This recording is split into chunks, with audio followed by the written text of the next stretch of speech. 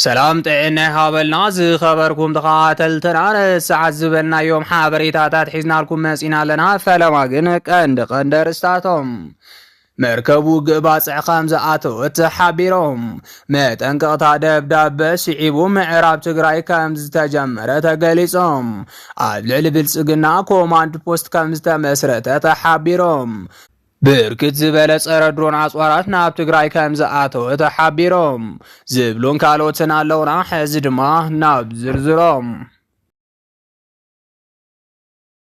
مركبو قباص عقام زآتو اتحابيرهم كفلفلات نازي ترخب حابريتا خم زحبرو إيرتران إثيوبيا ناب طورنت ممرحن سعيبو كالتين هاقرات زمناو تكنولوجي وننا خم زلو تقليصهم بأبي أحمد زمرح سرعات بلسقنا أورومو ودو عسب أوشت سلسة معالتك كواس رأيلو بمأمان حيلو بحر إثيوبيا ناب ودو عسب كقوعز كم زأزز تفليتو لهم بلسقنا أورومو نا إيرترا وتهدرا عقمي كامت أن بتحتي أن أيسوك ريوزخ عالم ኢትዮጵያ በዘለው አኹል ለመዳ ዓቅሚ ኣብ ግምት ብምእታዊ ክብሉ ሊቃውንቲ ፖለቲካ ይገልጾም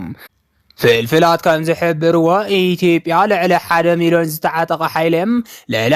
100 ድሮናትን ነጥቢ ቀየርቲ ኣጽዋራትን እንትህልዋም ኤርትራ ብወገና ካብ 350 ሺህ ዝኸውን ሰራዊት ንላዕሊ 20 ዝኾና ድሮናትን ዘመናዊ ኣጽዋራትን ከም ዝወነነት ተገሊጾም ካብዚ ብተወሳኺ ኢትዮጵያ በዝሒ ዘለዎ ተተካይ መልእሰይ እንትህልዋም ኤርትራ ግን ዘለዋ ተተካይ ሓይሊ ውሑድ ከም ዝኾነ ወተሃደራዊ ሊቃው يقالصهم سلازي دما امونغو ايثيوبيان ايرتران سفيح ناي بزحي افرالاي كوانتا هالوهم وتهدراو بقعات جن ايرترا زحاشه لمد خمزلوا غليصهم اتوم وتهدراو ليقاونت وسيخوم كم زغلصو سراويت بلصغنا اورومو بحايلታት ፋኖ ተደጋጋሚ ሽንፈት እና ገጠሞ ዝፈርዘለ ሰራዊት እንትኸውን ሰራዊት ኤርትራ በአንጻሩ ኣብዝ ተሳተፈሎም ጦርነታት ዓወትና መዝገበ ከምጸንሐ ሓቢሮም ስለዚህ ድማ ስርዓት ብልጽግና በኃይል ድሮን በዝሕ ሰራዊትን ተኣሚኑ እትኺናት ይጀምር እኳ እንተሃለወም ኣብ ልዕሊ ኤርትራ ከቢድ ዕንወት ከስዕብ ከም ዝኽእል ዝግመት እኳ እንተኾነም እትኺናት ኣየናይ ወገን ብዓወት ይዛዝሞ ዝብል ሕቶ ግን ግዚኡ ምምላስ ከም ዘይከኣል ሓቢሮም እዚ ከምዚሉና ሃለወ መርከቡ ኤርትራ ባጽዕ ከም ዝኣተወ ተሓቢሮም ካብ ፍልፍላትና ዝተረኸበ ሓበሬታ ከም ዝሕብሮ ሰበስልጣን ኤርትራ መስዑድ ዓረብያ ስምምዕነት ምግባሮም ስዒቦም ኤርትራ ናይ ባሕሪ ሓይሊ ድጋፍ ከም ዝረኸበ ተገሊጾም ነስዒብ ድማ ኤርትራ ሓይሊ ባሕራ ናብ ባጽዕ ከም ዘዞረት እናተጸብጸበ ይርከብ ስዑድ ዓረብ ምስ ሕብራት ዓረብ ኤምሬትስ ኣብ ከቢድ ንሕንሕ ዘላ እንትኸውን ሕብራት ዓረብ ኤምሬትስ ኣብ ጎኒ ብልጽግና ምስላፋ ስዒቡ ስዑድ عربيا دما أبغون إيرترا خمس تسلفتن ناي أصوار دقاف تقبر كام زلان فلفلات يحبرهم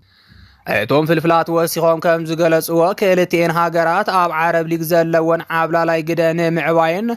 كاب هاجرات عرب عبلا لاي بوليتيكان مصواتن عامتات كنحان حازس أنا حانت خونام عبلا لاي قدن خيلو اندما ام مسمر قيح بحر زلون قدن محيالي سرح خمزلو تحبيرهم نسيو دما سعود عربيان ايرترا بمحجاز اب مسمر قيح بحري وسانا قدن مصوات ان سرحت تركب انت تخون حبرات عربي مرس دما بلصقنا تقيما سرعات هدف بمفراس اب ايرترا وتهدراو سفرا مهناصن مسمر قيح بحري تونو جزات مونانن كمتدلي وتهدراو ليقاونت يغلصوم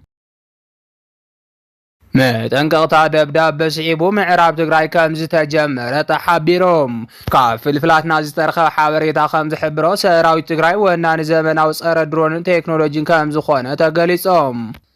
صار سراوي تግራይን صار ህዝብ ትግራይን ዝኾኑ ተኸፈልት ብልጽግና ዝኾኑ ጋዜጠኛታትን አክቲቪስታትን ሰራዊ ትግራይ صار ድሮን ቴክኖሎጂ ወኒኑ ዝብል ሓበሬታ መሰረት ዘይብሉ ይናበሉ ኳንተለውም አይተሓቀ ግን ሰራዊ ትግራይ በበዝሒ صار ድሮን ቴክኖሎጂ በኤርትራ ከም ዘእተው ተገሊጾም እተን ሕጂ ኣብ ኢድ ሰራዊ ትግራይ በበዝሒ ተዘርጊሐን ዘለዋ ድሮናት በግለሰብ ደረጃ ዝንቀሳቀሳን ትኾና በተሽከርካሪ ዝንቀሳቀስ ዘመናዊ صار ድሮን تكنولوجي وإنها حمشت زخونا آب تقرأ آتين كام زلوا تفليتهم ናይ ብልጽግና ተኸፈልቲ ማለት እውን ብቋንቋ ብልጽግና ናይ ሚድያ ሰራዊት መዓልታዊ ብዝወሃቦም ኣጀንዳ ማዕኸናት ዜና እናተቆጻጸሩን ሓቃዊ ዘይኮነ ሓበሬታ እናዘርግሑን እንተሃለውን እኳ እቲ ሓቂ ግን ብተቃራኒኡ ከም ዝኾነ ተገሊጾም እዚ ከምዚ ኢሉ እናሃለወ ሕጂ ዝተረኸበ ሓበሬታ ከም ዝሕብሮም ምዕራብ ትግራይ ወሳናይ መጥቃዕቲ ከም ዝተጀመረ ተሓቢሮም ብመሰረት ካብ ወልቃይ ዝተረኸበ ሓበሬታ ጅግና ሰራዊት ትግራይ ክልተ አንፈታት ቆረጽ ቦሎ ዝብል መዝሙር ከም ዝጀምሮ ተፈሊጦም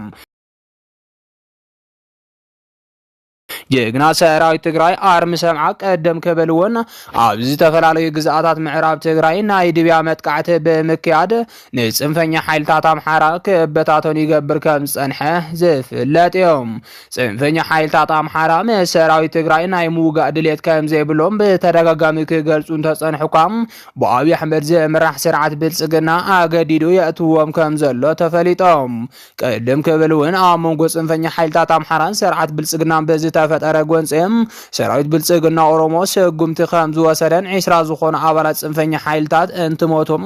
ብዙሓት ድማ ከም ዝቆሰሉ ክግለጽ ጸኒሖም ነዚ ሲዒቡ ድማ ብዙሓት ኣባላት እቲ ጽንፈኛ ሓይሊ ተበታቲኖም ከም ዝሸፈቱ ተገሊጾም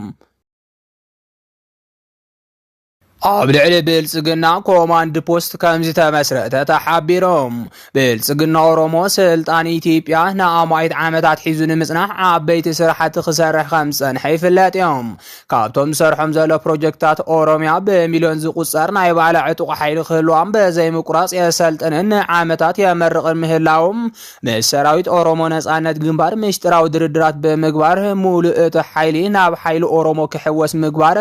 ጻዕርታት ይቕጽሉ ከም ዘለውን ዛጊድውን ሓደ ክፍለ ጦር ሰራዊት ኦሮሞ ነጻነት ግንባር ምስ ኣመራርሑ ናብ ሓይሊ ኦሮሞ ምሕዋሱን ዝፍለጥ እዮም ካብዚ ብተወሳኺ ብፍሉይ ሓይሊ ኦሮሞ ዝሕሎ ቤተ መንግስቲ 4 ኪሎ ውሕሱን ካብ ድሮን መጥቃዕቲ ነጻ ንክኸውን ንምግባር ንእሽተይ ከተማ ዝኣክል ሓዱሽ ትሕቲ ምድሪ ከም ዝሃነጸ ኩሉ ዝፈልጦ ሓቂ እዮም በተመሳሳሊ መንገዲ ህዝብ ኦሮሞ በቁጠባ ሃፍቲ ኢትዮጵያ ክቋጸር ኣብ ሰንሰለት ንግዲ ዘርግሖም ማሕለኻታት ነቲ ካልእ ብሄር ካብ ዕዳጋ የውፅኦ ከም ዘሎ ሊቃውንቲ ስነ ቁጠባ ይገልጾም ካብዚ ብተወሳኺ ኦሮሞ ማእኸል ስሕበት ፖለቲካ ጥራሕ እንተይኮነትስ ማእኸል ስሕበት ኢኮኖሚ እውን ንምግባር ካብ ኣፍሪካ ብቐዳማይ ደረጃ ዝሰርዕ መዕርፎ ነፈርቲ ኣብ ክልል ኦሮሚያ ንምህናፅ እምነ ኩርናዕ ከም ዝተቐመጠን ስራሕ ንምጅማር ኩሉ ምድላዋት ከም ዝተወደአን ዝረኸብናዮ ሓበሬታ ይተረዳም ስለዚህ ድማ ስርዓት ብልጽግና ኦሮሞ ካልኦት ብሄራትን ብሄር ብሄረሰባትን ኢትዮጵያ በመድኻመን ሕድሕዶም በመብልዓን ልዕልና ህዝቢ ኦሮሞ የረጋገጽ ዝብል ድሕር ጭርሑኦም ዓላምኡ ንኽወቅዕ ለይትን ቀትርን ክሰርሕ እንተጸንሐ እኳ ብሄራትን ብሄር ብሄረሰባትን ኢትዮጵያ ንህልውና እንክብላ ንስርዓት ብልጽግና ኦሮሞ ንምእላይ ቃል ኪዳን ምስርታ ከም ዘለዋ ተፈሊጦም ሕጂ ዝተረኸበ ሓበሬታ ከም ዝገልጾም እተን ቃል ኪዳን ዝምስርታ ዘለዋ ሰለስተ ሓይልታት ማእኸላይ ኮማንድ ፖስት ከም ዝመስረታ እውን ምስጢራዊ ፍልፍላት እናገለጹ ይርከቦም እተን አንጻር ስርዓት ብልጽግና ኦሮሞ ማእኸላይ ኮማንድ ፖስት የምስርታ ከም ዘለዋ ዝነገረለን ዘሎ ሓይልታት ሰራዊት ኦሮሞ ነጻነት ግንባር ሓይልታት ፋኖን ህወሓትን ከም ዝኾና ተገሊጾም ብመሰረት እቲ ዝተረኸበ ሓበሬታ እዞም ሰለስተ ሓይልታት ብስርዓት ብልጽግና ኦሮሞ ከቢድ ጽንተት ዝተፈጸመሎምን ዝፍጸመሎም ዘሎን እንትኾኑ ንሰለስቲኦም ሓይልታት ትእዛዝ ዝህብ ማእኸላይ ሓይሊ ኮማንድ ፖስት ብምስራት ዕድመ ስልጣን ብልጽግና ኦሮሞ ንምሕጻር ይሰርሑ ከም ዘለው ተፈሊጦም ብተመሳሳሊ ዜና ግብፂ ኤርትራን ህወሓትን እውን ኣብ ልዕሊ ስርዓት ብልጽግና ኦሮሞ ነዊሕ ግዜ ክጸንሕ ዝኽእል ምዃኑ ዝተነገረሉ ኩናት ከም ዝጅምራ ተገሊጾም ዝኸበርኩም ተኸታተልትና ነሰዓት ዝበልናዮም ሓበሬታታት ነዚኦም ይመስሉ ነይሮም ንምክትታልኩም ካብ ልብና መስገን